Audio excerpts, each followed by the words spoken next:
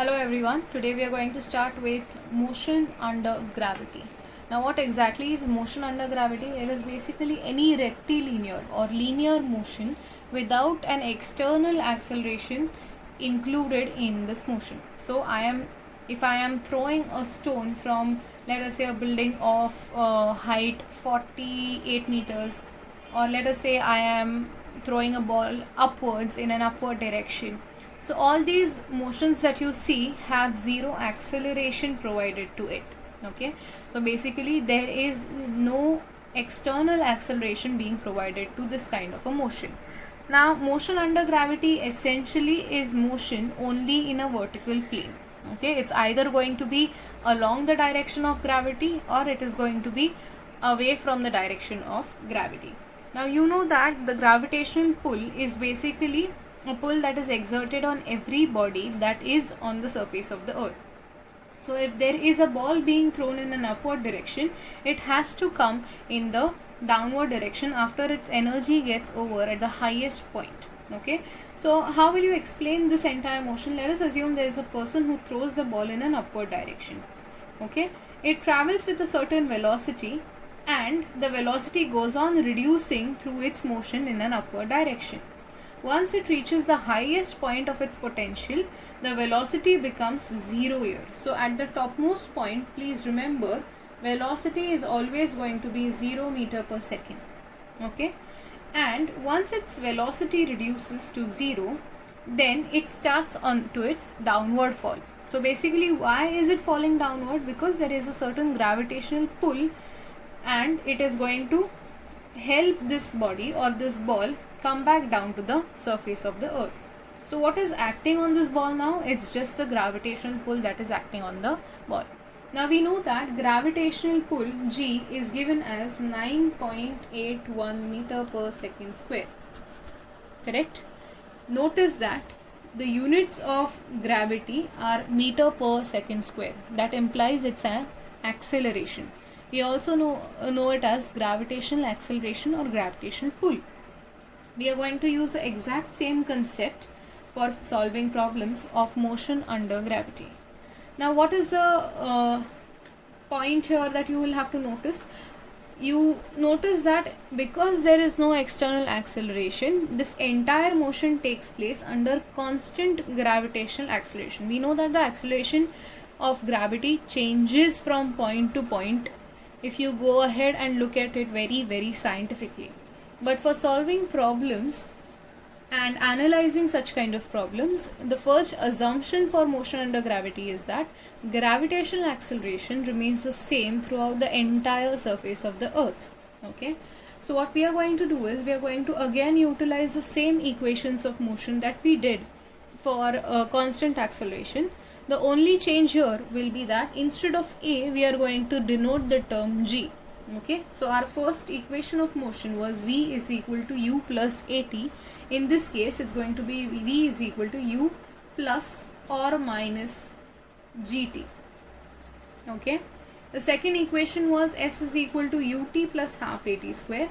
We are going to have it as UT plus or minus half GT square. Clear? The third equation was V square is equal to U square plus 2AS. We are going to have it as plus or minus 2GS. Now why am I saying plus or minus in this case? Because we know that the acceleration direction of gravity is in downward direction. So when the ball is going in an upward direction, it is doing work against gravity and therefore acceleration here is going to be negative. Okay, while on the contrary, when the ball is coming downwards, the ball is traveling in the direction of acceleration and therefore this motion is going to be considered as positive. Okay, so please remember, you use the positive sign when the motion is in downward direction, and when the motion is in upward direction, you use a negative sign. Rest rules remain the same, wherein you substitute the values of U, V, T, S and G to find out the various values. Okay, so again in these kinds of problems, the first thing that you will notice is the direction of motion is in a vertical plane. Okay, second thing that you notice is again all these values of v, u, or initial velocity, time taken for the motion, etc. will be mentioned in the problem. Why am I telling you this? So that you can identify problems and segregate them into different categories of variable acceleration, constant acceleration, and motion under gravity. Because once you've done sorting this kind of once you're done with this kind of analysis, you will easily be able to find out the solutions to it by applying the respective methodologies. Okay, so here's what we'll do. We'll solve one more problem on motion under gravity. Now here the problem says that a ball is projected vertically upwards with a velocity of 9.8 meter per second. So we know that the initial velocity here is 9.81 meter per second. Now determine the maximum height travelled by the ball if the velocity and the velocity at which it strikes the ground and the total time of journey. Okay, now you see that we will be able to find out if u is given to you.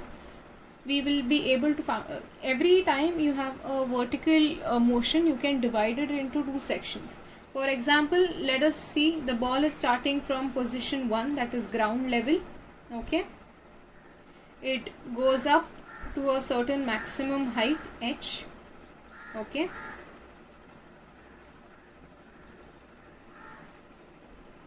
here the ball is at maximum height h. We know for sure that the velocity at this point is going to be 0 meter per second. So this upward motion from 1 to 2 is going to be our first part of motion. Then it will start its downward journey and it will reach point 3. So from 2 to 3 is going to be the second part of motion. So consider only the first part of motion right now, from 1 to 2. From 1 to 2, you know the initial velocity is 9.81 meter per second given to us, and the final velocity has to be 0 meter per second for it to reach the highest point. You know the value of g is 9.81 meter per second square. Now you know u, you know v, you know g. What else can you find out? You can find out the value of h, correct, or s in this case, h. I can write down the equation of v square is equal to u square. Now the motion, please notice, is in upward direction against gravity, so I'm going to write down minus 2gs. Okay, if I substitute the values, I have 0 plus 9.81 whole square minus 2 into 9.81 into h. Okay, from this I can easily find out the value of h. If I solve this equation, I have the value of h as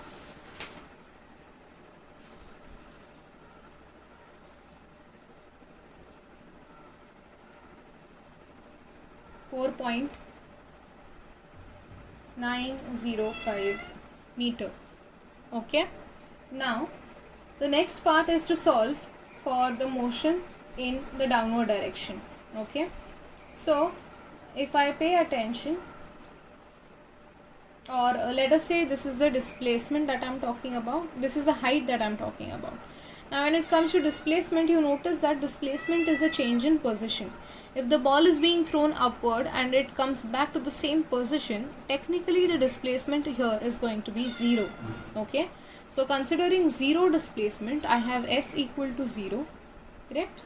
The starting point of this particular ball has an initial velocity of 9.81 meter per second, correct? We need to find out the velocity just before it strikes back on the ground. Okay, so I don't know what the value of v is, correct? And I will also find out the time taken by this particular object to reach the, or to complete the motion. So from point 1 to 2 and from point 2 to 3. Okay, the first equation that I can utilize is s is equal to ut again plus half gt square. Okay, so I have 0 equal to 9.81 into t is unknown to me plus half g is known to me, that is 9.81 into t square. From this equation I can solve this second order equation, and the value of t comes out to be 2 seconds. Okay, now I know t, I know u, correct, I know g. I can easily utilize the equation v is equal to u plus at to find out the value of v in this case. Okay, so for this excuse me, for this v I will substitute the value of u as 9.81 plus 9.81, that is the value of g, into 2. Here I can calculate and find out the value of v as